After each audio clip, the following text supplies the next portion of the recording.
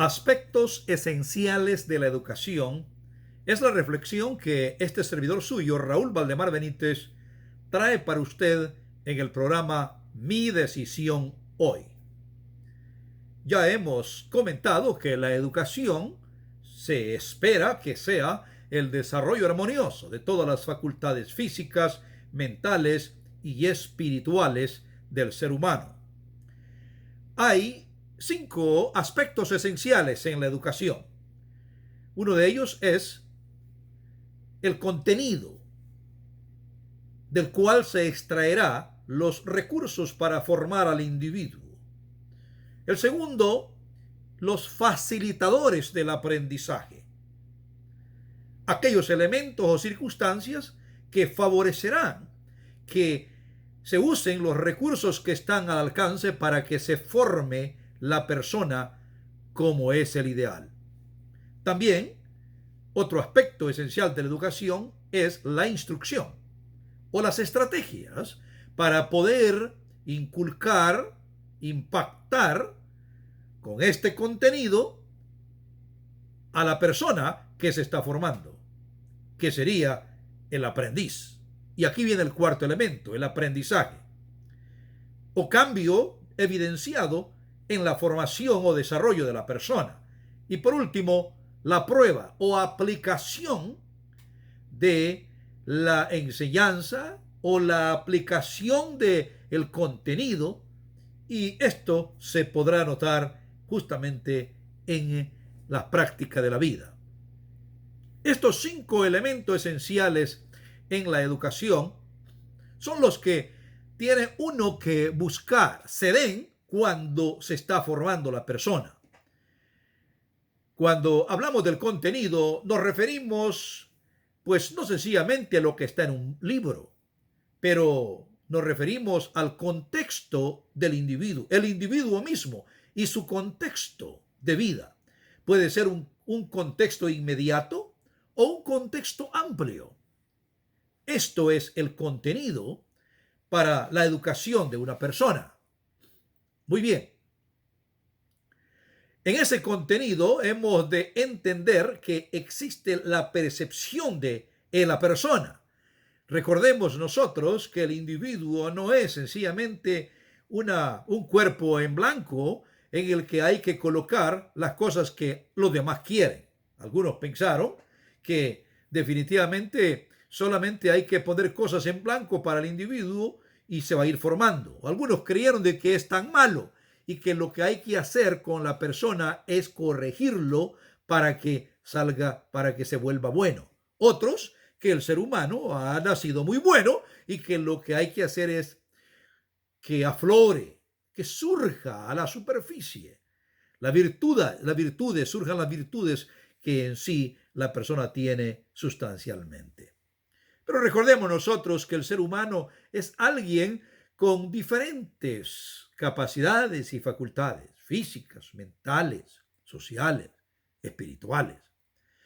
Y tiene que desarrollar todas estas facultades. Trae algo propio, lógicamente. No puede considerársele como una entidad vacía a la que hay que llenar. No, es una cuestión de interacción.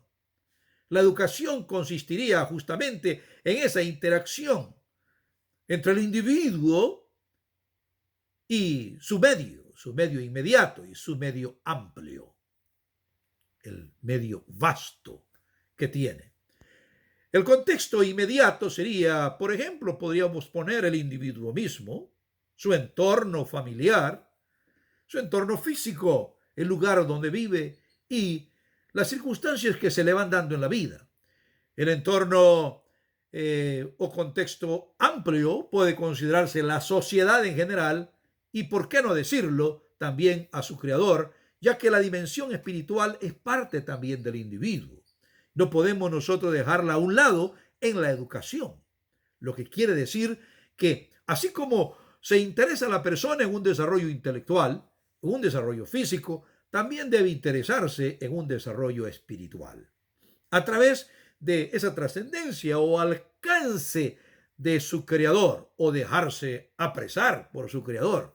Dicho De otra manera, pensando en que el Creador es espíritu y que pudiera de alguna forma entrar en contacto con la criatura. El contenido, por lo tanto, de la educación va más allá que un simple libro de texto. La naturaleza es otro libro de texto. Los demás seres humanos es otro libro de texto. Uno mismo, etcétera. Ese es el contenido del cual se sacarán los recursos que me ayudarán a formarme en lo que se llama educación. El segundo aspecto son los facilitadores de la educación. Los facilitadores son aquellos que abren para la persona una oportunidad para aprender. Por ejemplo, en la casa los padres y los hermanos mayores sirven para que la nueva criatura que está creciendo se vaya formando. Ellos no es lo que quienes van a ponerle lo que quieren, sino que debieran facilitar que la persona se desarrolle. Poner los recursos al frente y estimular a la persona para que vaya desarrollando el pensamiento crítico y absorbiendo lo que le necesita para que se desarrolle todas sus facultades. En la educación doméstica, pues, en la familia, tenemos a los padres, a los hermanos mayores. Pero en la educación sistemática tenemos nosotros a los maestros, a los instructores. Y la vida en sí, con todas sus circunstancias, se presentan como facilitadores. Ahora se tienen los medios de comunicación.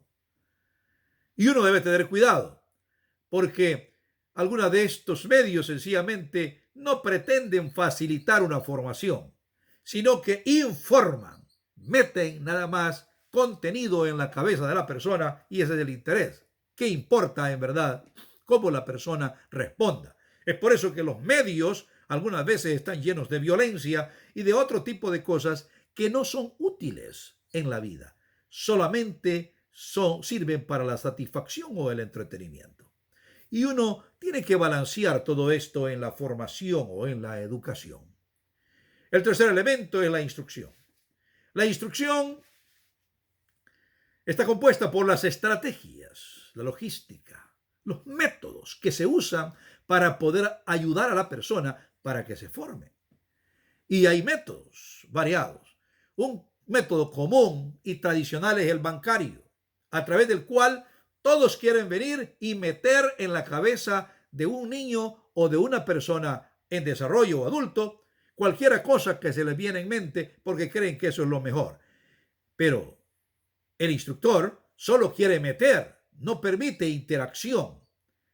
Por eso es bancario, como hacer un depósito nada más. Es una pena, porque eso es no entender la mecánica del individuo, de su desarrollo. Existe el método inductivo, que consiste en considerar declaraciones o situaciones particulares y luego investigar para formar normas, leyes o generalizaciones más tarde, o buscar un principio. Se investiga más para ver si esto es aplicable en términos generales. Esto es la inducción. El pensamiento se vuelve agudo porque uno está buscando si en verdad se puede ver un patrón o no se puede ver un patrón. El sistema deductivo en el que uno mira una regla, una ley, una norma, un patrón, y a partir de ahí quiere nada más actuar o hacer las cosas. Es decir, existe una generalización o principio y a uno lo acepta, lo adopta y sencillamente quiere vivir de acuerdo a eso. Eso generalmente ocurre en algunas instituciones, inclusive instituciones religiosas. Hay que tener cuidado con esto, porque esa formación en la educación no necesariamente permite la iniciativa de la persona para avanzar, crecer. Tenemos también el otro método de discusión y argumentación.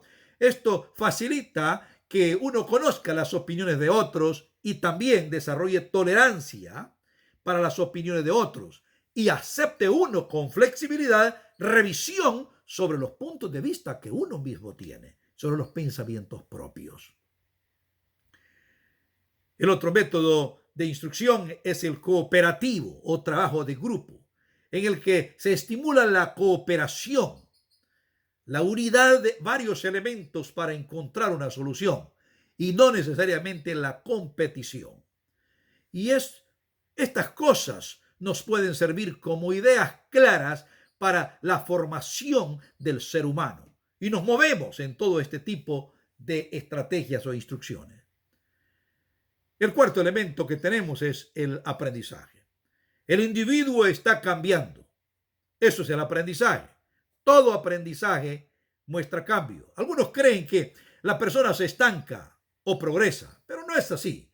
La persona empeora o mejora, pero no se va a quedar estancada, porque siempre estamos nosotros en avance. La identidad no es un producto consumado, sino que es un proceso.